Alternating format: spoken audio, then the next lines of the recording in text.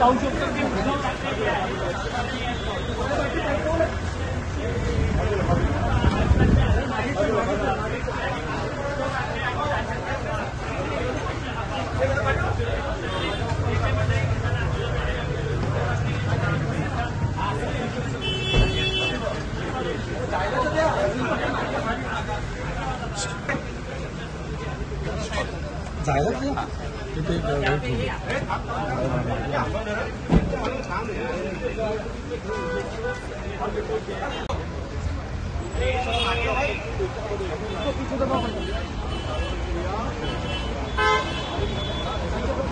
तो किरण सर बाजूला रे.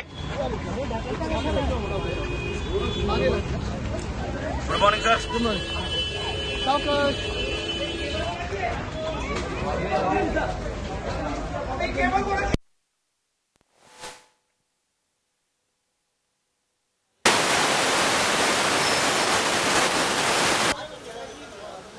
सर काल तुमची बैठक झाली, आज पुन्हा बैठक. कालच्या बैठकीत समाधान झालं नेमकं काय? नाही, अनेक गोष्टीचे उत्तर आम्हाला मिळालेले नाहीत. एकतर ती विधानसभेच्या वेळेस ती यादी होती तीच यादी आता आहे आणि ती यादी असल्यामुळं तिच्यामध्ये इतके दोष आहेत तर ते दूर न करता पुन्हा 1 जुलैपासून ही यादी लागू केली.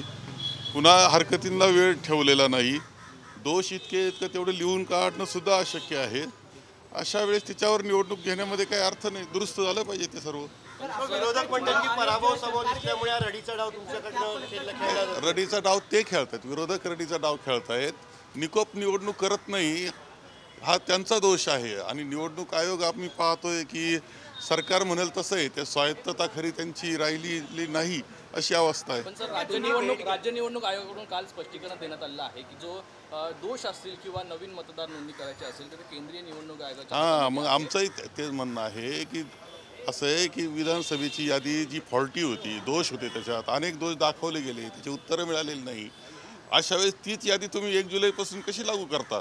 मधल्या काळामध्ये जे काही कालखंड मिळाला 5-6 महिन्याचा त्यामध्ये पूर्णपणे त्याची दुरुस्ती होणं आवश्यक होतं.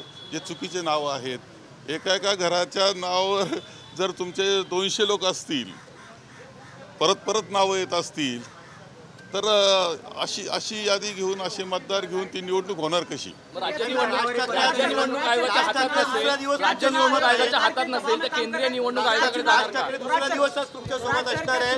मनं जुळतायत का राज ठाकरेंची तुमची मनं जुळतायत का? विषय असा आहे की हा पुढाकार शिवसेनेने घेतलेला आहे. सर्वांना निमंत्रित त्यांनी केलेलं आहे आणि हे निमंत्रण आपल्या निकोप लोकशाहीसाठी आहे. निकोप निवडणुकांकरताय. त्यामुळं कोण काय याच्यापेक्षाही याच्यामध्ये तर त्यांनी माननीय मुख्यमंत्र्यांना सुद्धा निमंत्रण दिलं होतं. दोन्ही उपमुख्यमंत्र्यांना निमंत्रण दिलं होतं. त्यांनी सुद्धा येणं आवश्यक होतं जर त्यांना निकोप निवडणूक पाहिजे असेल, लोकशाही पाहिजे असेल तर. निवडणुकीच्या दृष्टीने तरी तुमचे आणि मनसेचे सूर जुळतात असं सांगतो. नाही, एक लक्षात घ्या की विषय लोकशाहीचा आहे, निकोप निवडणुकीचा आहे आणि यामध्ये जर निमंत्रण सगळ्यांनाच होतं, सत्ताधाऱ्यांना सुद्धा होतं का तुम्ही सुद्धा या, ज्याला लोकशाही पाहिजे त्यांनी यावं अशी अपेक्षा आहे. धन्यवाद. खरं आता मी काल गेलेल्या शिष्टमंडळाचं मनापासून अभिनंदन करतो, आभार मानतो आणि निवडणूक अधिकारी आणि निवडणूक आयुक्त त्या दोघांचे आभार मानतो की आज दोन्ही आयुक्त आणि अधिकारी एकत्र मिळून भेटणार आहेत आणि त्यामुळे महाराष्ट्राच्या लोकांच्या मनामध्ये असणारा संभ्रम निश्चितपणे दूर होण्याचा प्रयत्न होईल अशा माझ्या भावना आहेत, अशा मी माझ्या अपेक्षा व्यक्त करतो. कारण बरेचसे असे प्रश्न आहेत जे लोकांना भेडसावत आहे. सत्ताधारी पक्ष किंवा विरोधी पक्ष या दोघांनाही या निवडणुका पारदर्शीपणे होण्याची आवश्यकता वाटते, निष्पक्षपणे होण्याची आवश्यकता वाटते आणि म्हणून जे काही प्रश्न आहेत ते प्रश्न अनुत्तरित काल राहिले होते आणि ते अनुत्तरित प्रश्नांची उत्तरं आणि त्याची उकल आज होईल आणि महाराष्ट्राच्या जनतेच्या मनातला संभ्रम दूर होईल आणि विरोधी पक्षाच्या मनातला संभ्रम दूर होईल अशा प्रकारच्या आमच्या भावना आहेत आणि त्यासाठी आज शिष्टमंडळ जाऊन भेटणार आहे. सर कल आप लोगों ने कई अहम मुद्दे उठाए. पण सर राज्य निवडणूक आयोग राज्य निवडणूक अधिकारी म्हणतात की आम्हाला या सगळ्या संदर्भात हस्तक्षेप करता येत नाही वगैरे अशा पद्धतीची उत्तरं जी आहेत ती त्यांच्याकडनं दिली जातात.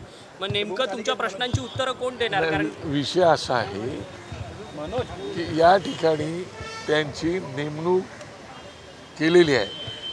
ज्या अर्थी त्यांची नेमणूक केली त्या अर्थी त्यांना काही अधिकार दिलेले आहेत, काही जबाबदाऱ्या दिलेल्या आहेत, काही कर्तव्य दिलेले आहेत.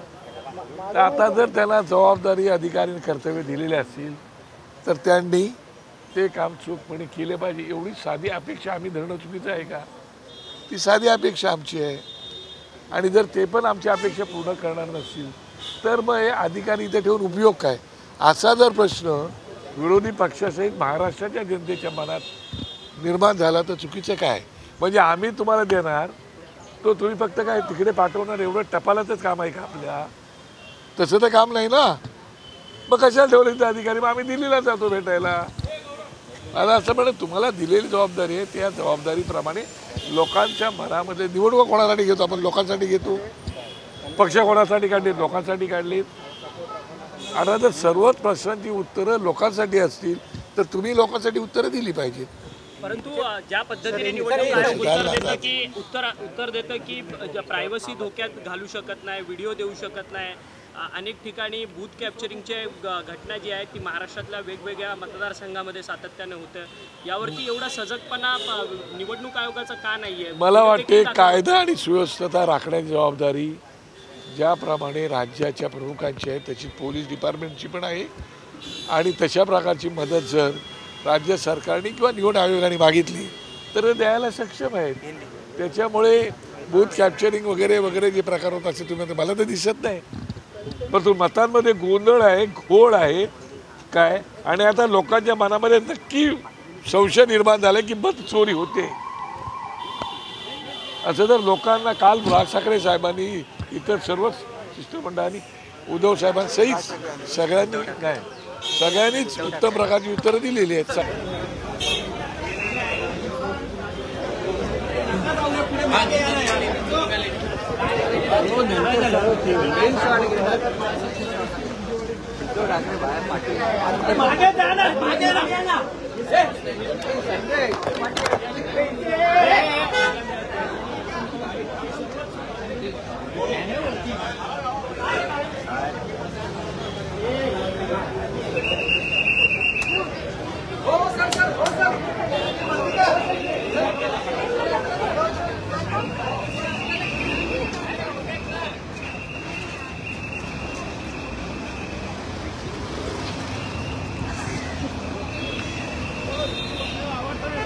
चला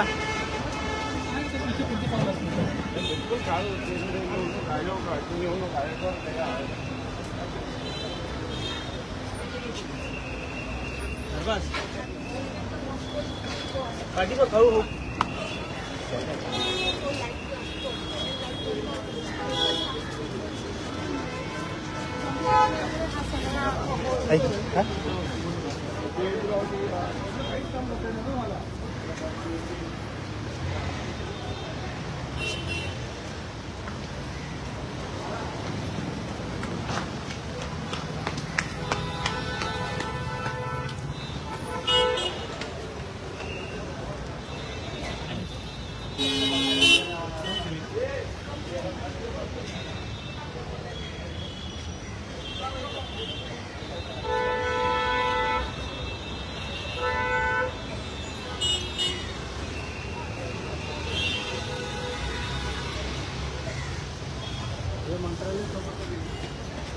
भावा